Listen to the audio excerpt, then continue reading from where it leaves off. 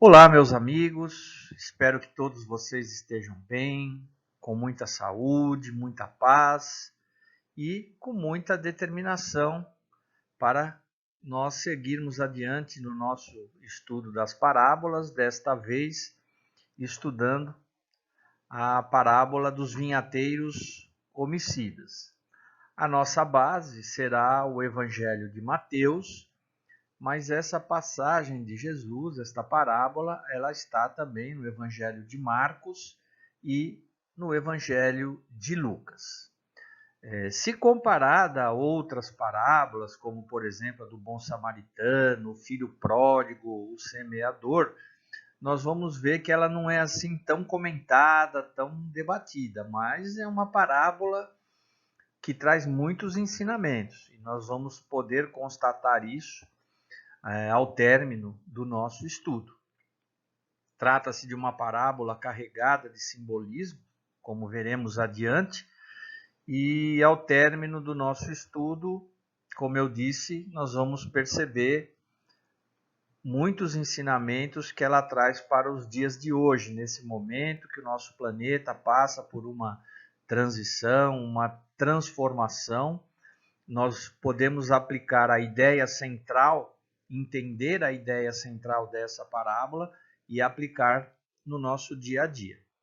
Então, na primeira parte desse estudo, nós temos um total de 12 slides.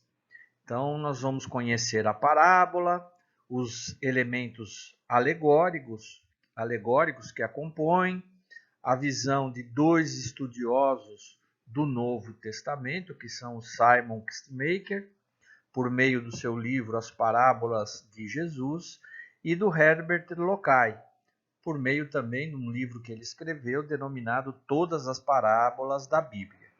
E na segunda parte do estudo, que aí será disponibilizado na quinta-feira, dia 17 de setembro, então nós conheceremos a visão espírita da parábola, que está, a base, está no livro A Gênese da Codificação da Doutrina Espírita, no capítulo 17, número 30, item número 30.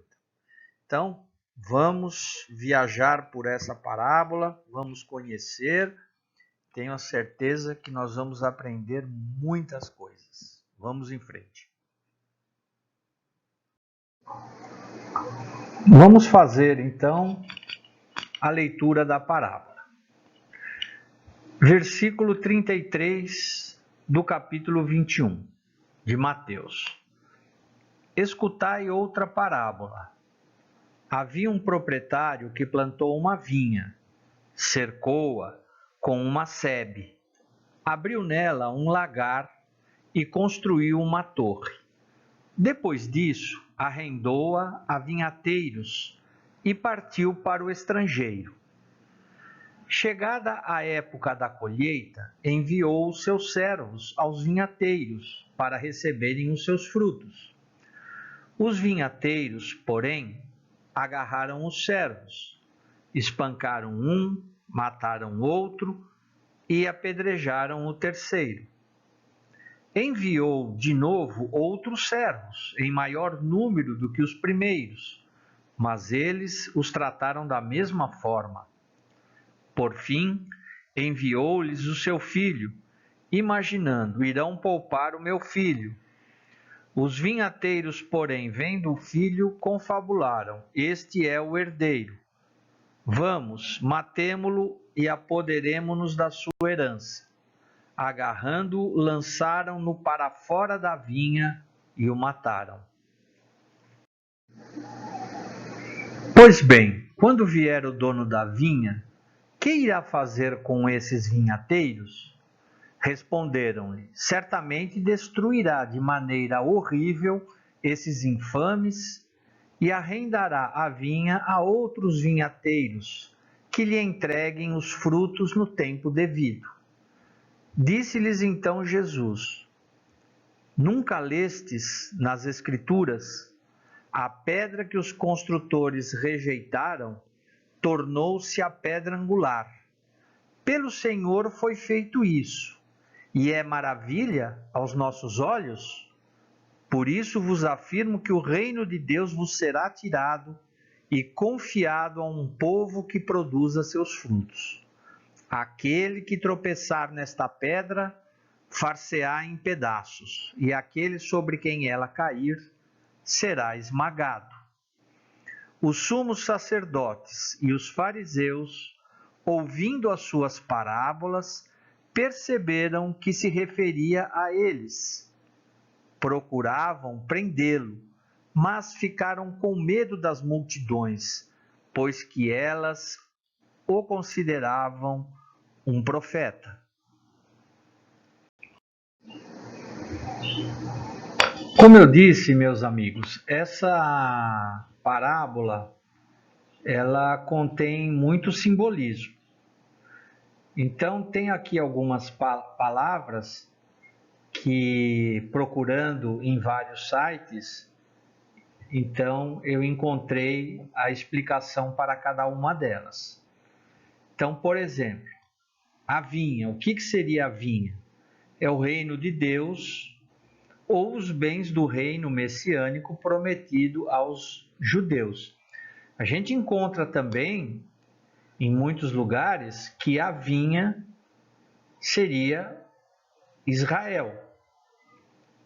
A sebe é uma cerca viva, utilizada muito naquela época para fazer a proteção de uma área, para que não houvesse invasão de pessoas, nem invasão de animais.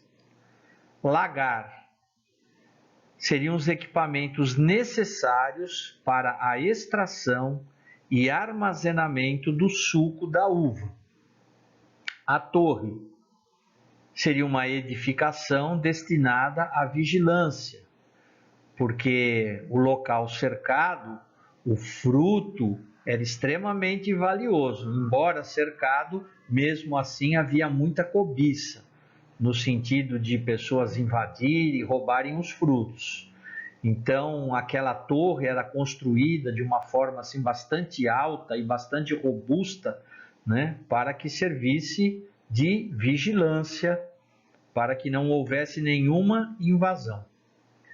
Os frutos da videira seriam as boas obras, vindas da prática da observação da lei. O proprietário da vinha, o pai de família, é Deus.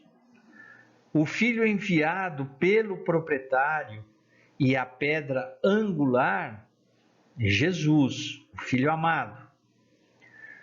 Arrendatários malvados seriam os israelitas, o povo judeu, em especial os chefes do povo, que eram os poderosos, os religiosos, era aquela casta que comandava as pessoas.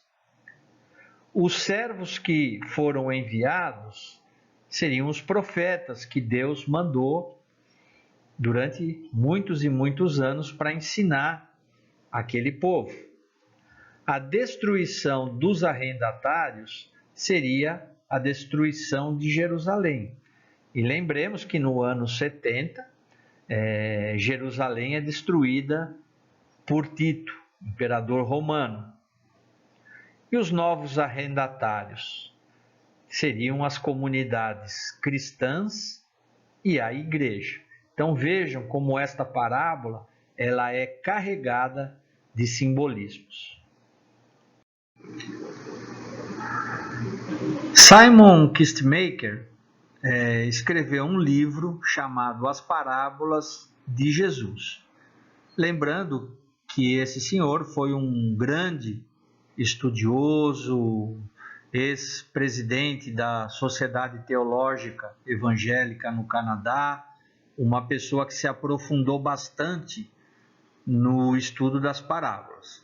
Então ele vai nos dizer o seguinte, que especialmente os líderes religiosos sabiam que aquela parábola que Jesus estava contando, ela se dirigia especialmente a eles, né? Aqueles religiosos, aquelas pessoas que eram os líderes do povo judeu.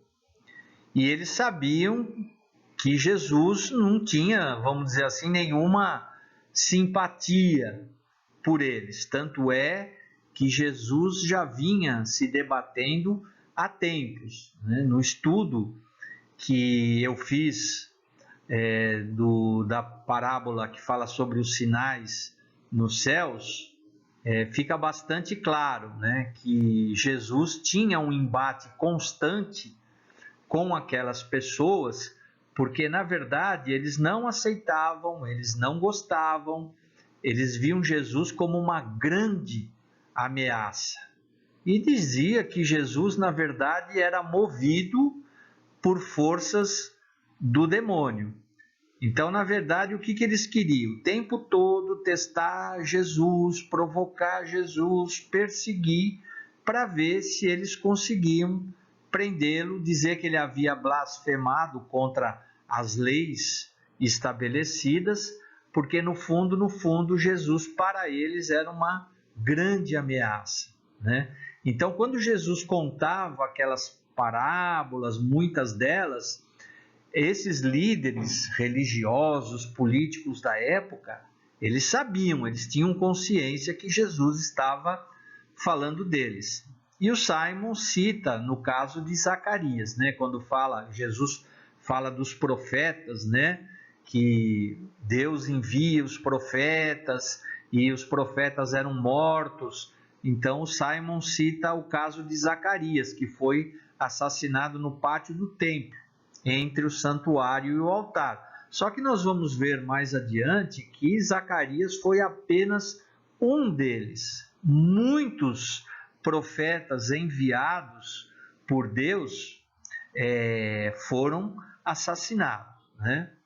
Então, quando Jesus falou a respeito do filho do dono da vinha, que tendo sido enviado a vinha foi assassinado pelos arrendatários, esses arrendatários quem que eram? Eram esses líderes. Então Jesus falou profeticamente, claramente, objetivamente da sua própria morte que estava por acontecer. Os líderes do povo já haviam rejeitado, como eu disse, inúmeros profetas, né? E um dos últimos foi João Batista, que foi decapitado, né? Então eles sempre questionando de forma aberta a autoridade, o poder de Jesus. E eles não só rejeitaram todos os profetas, como rejeitaram também o último mensageiro. Como nós lemos na parábola, Deus primeiro manda os seus servos. Seus servos seriam os inúmeros profetas que foram enviados e foram assassinados. E por fim, né, o senhor da vinha fala: eu vou mandar o meu filho, porque o meu filho eles vão respeitar, né? E na verdade não foi isso que aconteceu. Eles não respeitaram e acabaram matando, né, o filho do dono da vinha, que a gente sabe é Jesus. O Simon segue na sua análise dizendo que aqueles líderes do povo eles seriam esmagados pelo filho do dono da vinha, como de fato foram esmagados, foram derrotados e tiveram mortes assim inesperada e de forma muito violenta. Na parábola, Jesus ensina que aparentemente a paciência infinita de Deus se estende a todos os que se opõem a ele, mas que quando essa paciência se esgota na rejeição de seu filho, o castigo de Deus se segue com toda a certeza, né? Então Deus, o dono da vinha, primeiro manda muitos trabalhadores, muitos servos que são espancados, são feridos. Por fim ele manda seu filho, e aí até matando o seu filho enviado, que o dono da vinha achava que eles iriam respeitar, porque o dono da vinha tinha direito daquela propriedade e receber os frutos, afinal, tudo era dele, né? Mas aqueles vinhateiros, eles não queriam dividir nada, eles queriam que tudo fosse deles, né? Que as terras, os frutos, tudo fossem deles, e não dar a parte daquele senhor. Então, o Simon diz que nesse momento, quando o seu filho é assassinado, que então o dono da vinha, que é Deus, perde totalmente a paciência com aquele povo. E que essa passagem, essa parábola, ela proclama uma mensagem de certeza e confiança àqueles que fielmente seguem a Jesus. Ou seja, aqueles que praticam a sua palavra, os seus ensinos, né, agem de uma forma correta, honesta, conforme Jesus pregou, essas pessoas, com toda certeza, elas vão recolher bons frutos. Por quê? Porque elas entenderam as palavras do Senhor e seguiram os seus ensinamentos. Vamos, a partir de agora, com base na visão do Herbert Lokai, entender a análise que ele fez dessa parábola. Mas lembrando antes, né, que o povo judeu há muito tempo já vinha sendo preparado por Deus, por meio dos servos, dos profetas enviados, era um povo cercado de muitos cuidados, né? Lembremos também que Deus tirou aquele povo da escravidão, da servidão do Egito, né? E conduziu para uma terra, né, que diziam que haveria mel e leite em abundância. Os judeus eram um povo monoteísta, né? Ao contrário de muitos povos da época que eram politeístas, né? Eles já tinham um certo preparo, conhecimento das leis de Deus, então era o povo adequado para que pudesse replicar, divulgar a mensagem cristã, o reino de Deus, a chegada de Jesus com os seus ensinamentos. Por isso que Deus cerca esse povo com muitos cuidados, né? Com esse objetivo. Esse povo teria que dar frutos, e bons frutos. Caridade, fraternidade, fé, esperança. E com isso ir espalhando para os demais povos, porque naquela época o que imperava era a ignorância, era a brutalidade. Então, o povo judeu, ele tinha esse papel fundamental, né? Deus esperava que o povo judeu fosse esse braço que o ajudaria a fazer com que a sua mensagem chegasse a todos. Mas, como a gente vai ver aqui também pela visão do Herbert, esse povo acabou decepcionando bastante, não correspondendo àquela expectativa que Deus tinha sobre eles, né? Então é por isso que Jesus, ele encarna no seio daquele povo, né? Com tanto que foi cuidado, com tanto carinho por Deus. Era um povo bastante preparado, já estava maduro, vamos dizer assim, né? Então, nesse slide, o Herbert, assim também como o Simon nos slides anteriores, reforça a ideia de que aqueles líderes judaicos, que eram muito conceituados, eles já vinham percebendo há tempos que a imagem e o prestígio que eles tinham junto ao povo já estava bastante abalado. Isso porque Jesus já vinha denunciando, né, que eles eram hipócritas, eles eram impostores, que eles estavam mais preocupados com o exterior do que com o interior. Por isso que ele chegou até a dizer que eles se assemelhavam a sepulcros caiados, né? Bonito por fora, mas podres por dentro. E agora Jesus, então, conta essa parábola extremamente contundente, condenatória, em que eles eram desmoralizados e chamados de assassinos, né? Aqueles líderes hipócritas há muito já vinham denunciando Jesus, denunciando, perseguindo, querendo que Jesus caísse em contradição, se confrontassem com as leis, né, para que eles pudessem então prender, dizer que ele blasfemava, prender e matar Jesus, né? Então eles subestimavam o Cristo, eles não acreditavam que ele era o Filho de Deus, era o ungido. E nessa parábola extremamente dura, endereçada àqueles hipócritas, Jesus mostra quem de fato é e quem o enviou. E, inclusive, deixa bastante claro, transparente, o que ele iria sofrer e, finalmente, ser morto na mão daqueles assassinos, né?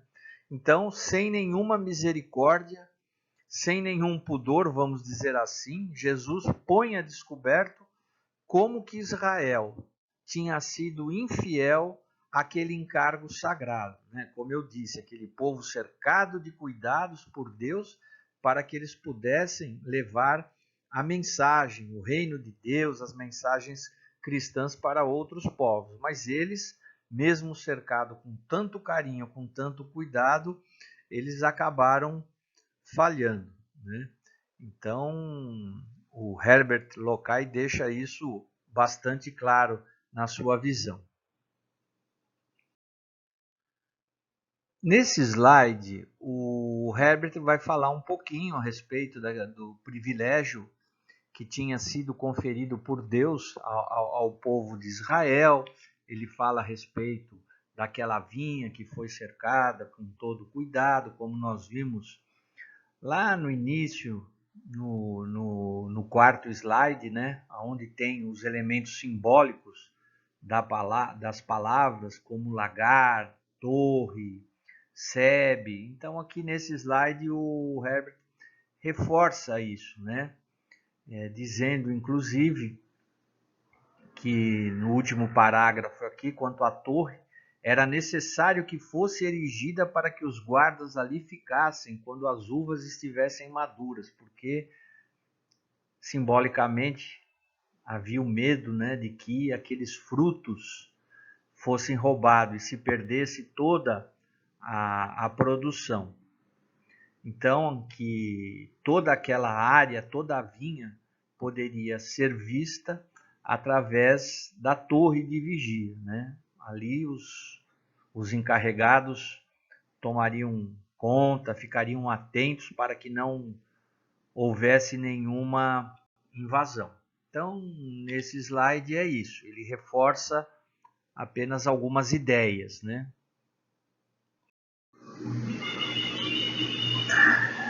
Então, conforme eu dizia, para que esse povo de Israel pudesse corresponder àquelas expectativas, né? Deus então cercou de muito amor, de muita atenção, enviava de tempos em tempos os seus servos, os seus mensageiros, que eram os profetas. E olha que ao longo da história, muitos foram enviados, como por exemplo, Daniel, Isaías, Samuel, Elias, Ezequiel, João Batista e outros. E na verdade, o que foi feito deles, né? Assassinados cruelmente, sem piedade.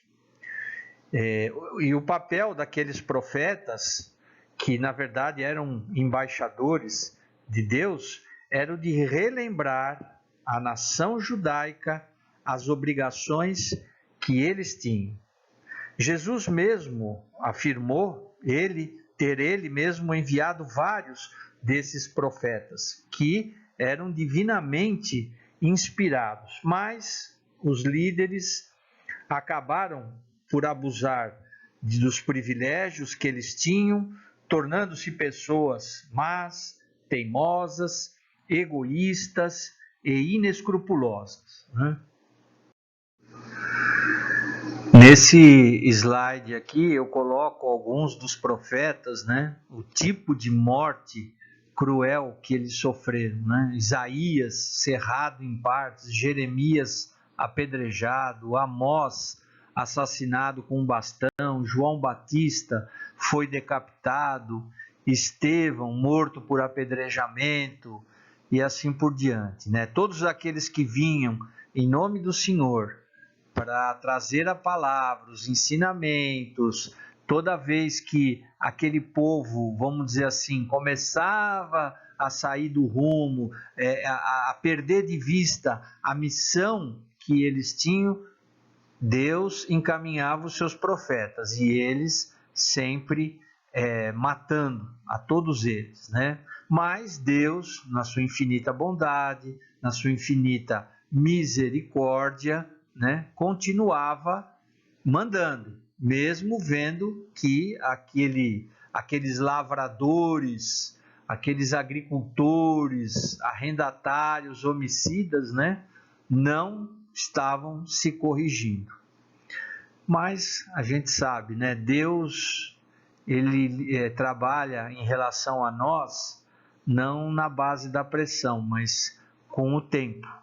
Então, em função do tempo, da misericórdia que ele tem por nós, a sua paciência é bastante grande. Só que aí chega um ponto, né, que ele diz: vou então, conforme está na parábola, né, já que enviando os meus profetas eu não consegui nenhum resultado, então agora eu vou enviar o meu filho, porque não é possível que eles não vão ter respeito com ele. Afinal de contas, ele é o filho do dono da vinha, né? Mas o que acaba acontecendo? Aquela elite não entendeu nada a mensagem e raciocina de uma forma bastante vil, dizendo o seguinte: eis que vem o herdeiro. Então, qual é a melhor coisa que nós temos que fazer? Nós temos que matá-lo e ficar com a herança, né? Olha só o raciocínio daquele povo. Então, quando Jesus já se encaminha para o final da parábola, ele faz uma pergunta.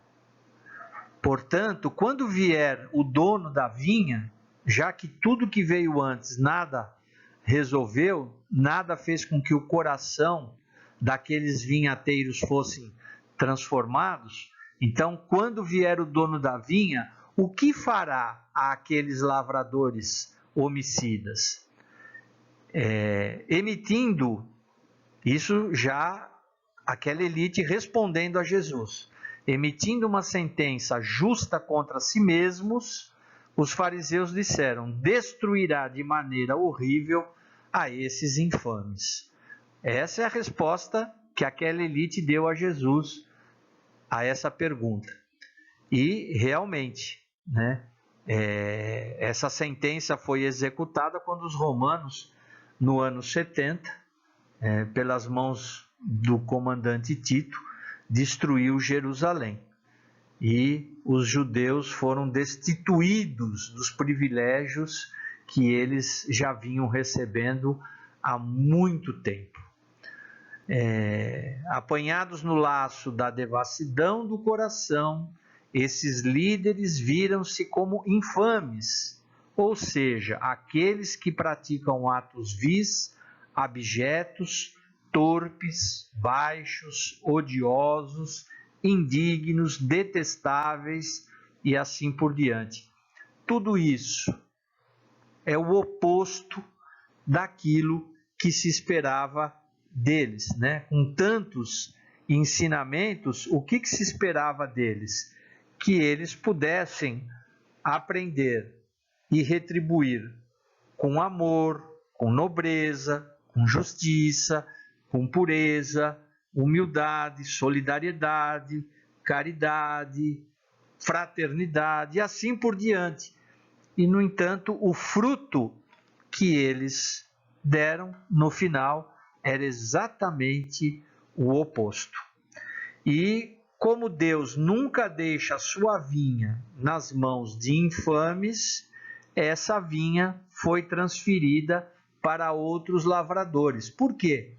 Porque a espiritualidade não tem um único plano. A espiritualidade tem vários planos. Então, se aquele povo não correspondeu àquilo que era esperado, as coisas vão mudando de mãos. E aí passa para outros lugares, como a gente ouve na nossa doutrina, né, que a árvore do Evangelho, Jesus tentou plantar exatamente naquela região, ali na Palestina, Israel, né? Depois, percebendo que ali a árvore não iria vingar, Jesus tem outro plano, a espiritualidade tem outro plano, vai para a Europa. O que acontece na Europa? Aquela inquisição, aquela perseguição em nome do Cristo, aquela coisa sangrenta que a gente conhece, e mais uma vez a árvore do Evangelho de Jesus é transferida de lugar. Agora, pelo que a gente estuda, pelo que a gente ouve, a árvore do Evangelho estaria plantada aqui no Brasil. Por isso que se diz que o Brasil é o coração do mundo, a pátria do Evangelho.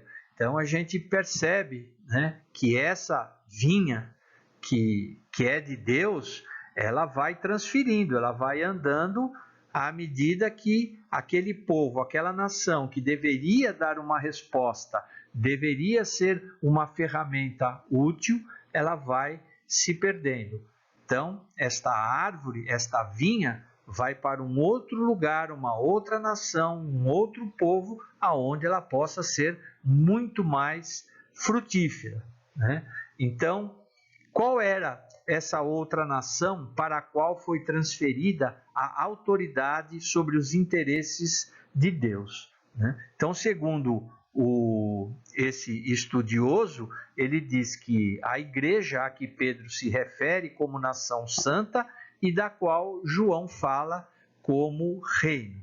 Essa nação é composta de todos os regenerados, estabelecida sobre um princípio diferente e unida por laços diferentes. Na parábola é citada a pedra angular, né, que teria sido rejeitada, mas era uma pedra de muita grandeza e de muita majestade. Quem era essa pedra? Era o próprio Jesus, né? E essa pedra foi rejeitada pelos edificadores ímpios. Eles não deram nenhuma importância. No entanto, seria sobre essa pedra, que é Jesus, que tudo seria edificado. Por isso que Jesus veio trazer uma mensagem completamente diferente, falar de um Deus amoroso, ensinar, né, tudo que as pessoas deveriam fazer para conquistar o reino dos céus. Enfim, Jesus só trouxe coisa boa. E, no entanto, como é que ele foi tratado? Ele foi rejeitado, né, pelo seu próprio povo. Foi perseguido, foi assassinado cruelmente. Então, ele mesmo diz, conversando com aqueles fariseus: portanto, eu vos digo que o reino de Deus vos será tirado e será entregue a um povo que produza frutos, já que vocês receberam de tudo, vocês foram cercados de todo amor, de toda consideração, para que pudessem dar bons frutos. No entanto, vocês fizeram tudo ao contrário. Então, esse reino de Deus será tirado de vocês e entregue a um outro povo, né? E ele disse: aquele que cair sobre essa pedra se despedaçará, mas aquele sobre quem ela cair será reduzido a pó. E não foi isso que aconteceu com Israel e o seu povo? Foi exatamente isso. E interessante que o Herbert Locay, ele vai dizer o seguinte, que não está longe o tempo em que essa mesma pedra, que é Jesus, cairá sobre um cristianismo hipócrita e apóstata, quebrando a imagem em pedaços, né? Então, não foi só o que aconteceu lá atrás, que essa pedra também poderá nos dias de hoje cair e revelar muitas coisas. E se a gente for uma pessoa cuidadosa, ligada nos fatos que estão ocorrendo no momento, a gente vai ver que muita coisa está sendo revelada, muita coisa está vindo à tona, né? Como disse Jesus, para a gente ficar atento, olhos de ver, ouvidos de ouvir. Finalizando então o raciocínio desse estudioso, no último parágrafo, aqui ele diz o seguinte: depois de ouvirem a sentença de sua condenação, os fariseus, ao perceberem que Jesus revelara a sua horrível culpa, quer dizer, a culpa desses fariseus, eles queriam apanhar Jesus naquele instante e, se pudesse, até matá-lo. Mas eles ficaram com medo da reação daquela multidão que cercava Jesus, porque aquela multidão o considerava um profeta. Então, naquele instante que Jesus então conta essa parábola, mesmo com toda a raiva, mesmo sabendo que Jesus falava deles, eles se seguram, eles se calam, mas a gente sabe que lá na frente, continuando a perseguição, eles colocam um plano, né, em funcionamento até conseguir pegar Jesus e eliminá-lo. Então, nesses slides, esse foi o raciocínio do Herbert. É lógico que eu não falei tudo, mas eu fiz questão de colocar tudo que ele escreveu a respeito dessa parábola, o entendimento que ele tem, e eu dei uma resumida, porque se eu fosse comentar parágrafo por parágrafo, como eu disse, ficaria extremamente longo e cansativo. Então, aí eu deixo para vocês, aquela pessoa que tiver um interesse, então, faça uma leitura bastante detalhada. Nessa primeira parte do estudo, eu encerro por aqui e na outra semana a gente conclui então o estudo dando a visão espírita desta parábola que está na Gênese, no livro A Gênese, capítulo 17, item 30, e fechando com uma mensagem de Emmanuel, que traz uma mensagem relacionada à expectativa que a divindade tem em relação a cada um de nós. Mas isso ficará, então, para o próximo estudo. Aqui eu me despeço de vocês e até a semana que vem.